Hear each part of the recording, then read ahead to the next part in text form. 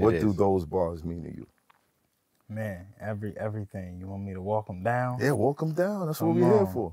So we say, feelings don't die, I just bury them. That was tough, by the way. I'm going to stop right there. Yeah, you gotta break that down. So, I mean, that's like a clear display of masculinity and male ego to me, because you know how we was talking earlier, you was like, you gotta not take it personal. Yeah. You know those things where even if you try not to take it personal, it's like, nah, I still feel it though. Yeah. Like I hear you, but I still feel it. That shit don't die in you. You know, we kind of just cover it with dirt until something happened where it's like, nigga, I'm bringing this bitch out the grave. The zombies coming out the grave to kill everything. Yeah. And that's one of those where it's just a display of that. That's real life. That's how I feel about a lot of shit. Like I don't.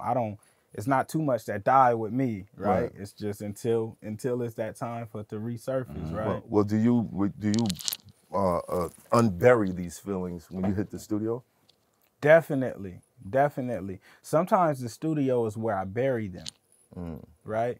That's where I get to put them in the dirt. Dope. I'm like that too. I've been through the music, because it ain't really healthy to bury your shit. But I do that. I don't heal from a lot of shit. I just bury it and keep it pushing. Then I go to the studio and get that shit out. It's like my let that therapy shit out, there. Man. Word. You end up like Kanye out here.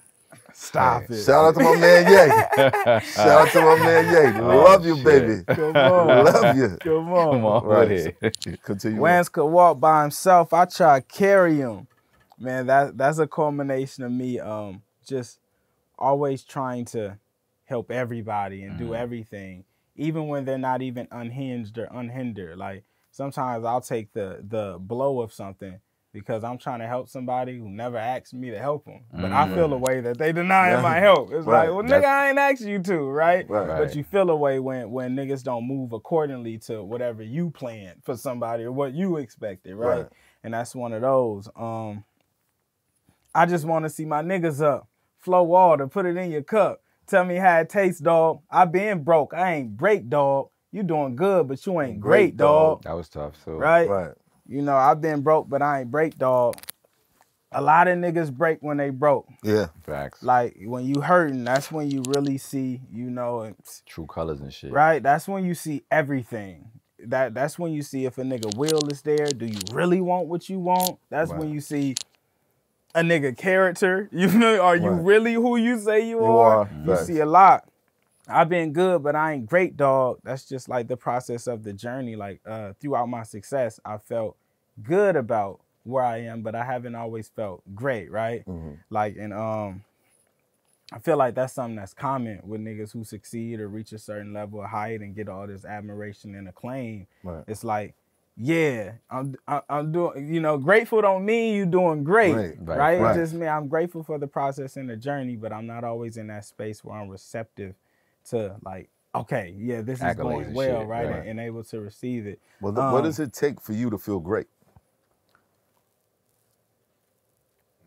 I guess, is it more than money? Far more, man, far more. And we've learned that a lot this year. You know, money to me is like whatever. It's just a tool. Like, that shit don't help with nothing but what money helps with, right?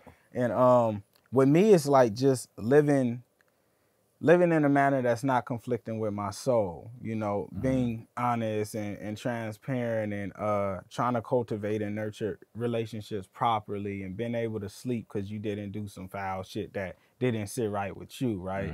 Which is a difficult thing to do as you grow through life, because some of these are abilities you have to learn. And if you been ain't shit for 10 years, that means you got good at it because you did it for 10 years. You was consistent, right? So it take a lot of unworking to just get from that to back to, okay, I'm good now, right? And that's a process, right? That's what I be telling myself, never selling myself. I cop the blanks, press the merch, and mail it myself. That's real shit. Now this independent. Self-explanatory. Break it down. We do everything in good company, from the fulfillment end to the production end to the make every aspect. You know, every piece of merch that ship out is through my house and from my company. My mom delivering packages, my homies pressing shit. That's real shit. It's a little different. But not only that, but you built a venue in your backyard. Come on. We had to. Otherwise, we gotta wait on other niggas to give us dates. You feel what I'm saying? Yeah. I built one in my basement. So when he say sir, everything in that song, I'm like, yo, this nigga talking. He's talking your talk, man. That's amazing. That's great. I mean, how does that work? Like, do you have like a ticket booth? Yeah, so I built my own ticketing platform. I have a partner, Black Owned Tech, and we own the platform that we deliver and sell tickets through. Wow. Yep. That's dope. Come on. Black entrepreneurship. We just getting turned up, step in a booth and come out burnt up. It's fire in there.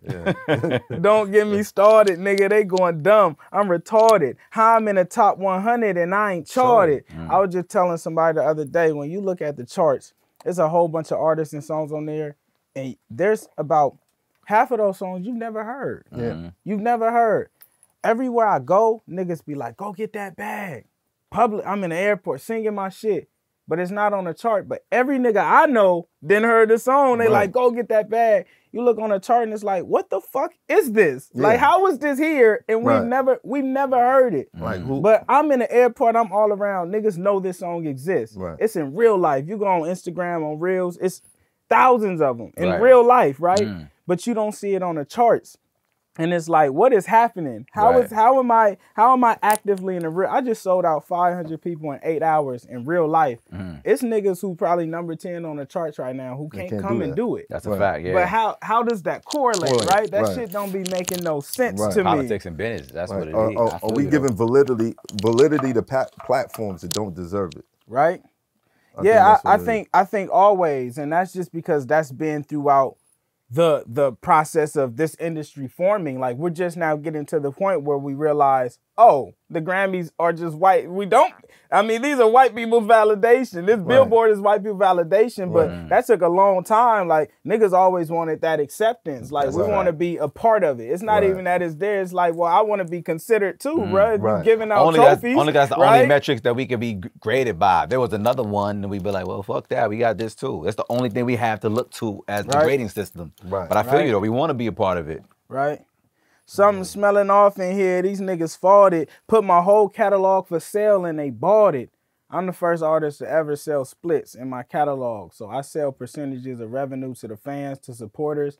There's about 1,000+ people right now that owns percentages in different songs of mine. So as I grow, I'm funding their college, their kids' college. I'm funding their real estate advances for the next 10 years. Like, a one-time investment turned into revenue in a perpetuity, right? And they get to just sit back and I just do my work.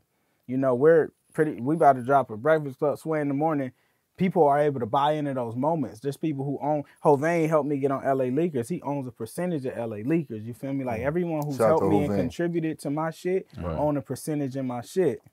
Wow. That's dope. Now, we was having this conversation earlier about the comparison between what Ryan Leslie was pushing and what you're doing. Yeah. And how both of them are revolutionizing how people look at being in the music industry. Right. And that's what's dope, because I feel like when Ryan Leslie did it, like when you brought it back up, it's like, oh shit, I feel like it didn't get as much awareness and exposure. And it's because of, like, everybody wait until, like, the nigga who's like the coolest nigga or whatever does it to be like, oh shit. And then that I'm like new and the talent levels there is like, oh, this is revolution, which it is. But when you say, I'm like, oh shit, Ryan Leslie was doing this. He was before his time with it. That's why too. Right? Before the media. It was before social niggas media was so crazy. I told you I had seen it back then, but I was incomprehensive. I didn't understand what he was doing. And then it's like, oh shit, he was doing this shit, right?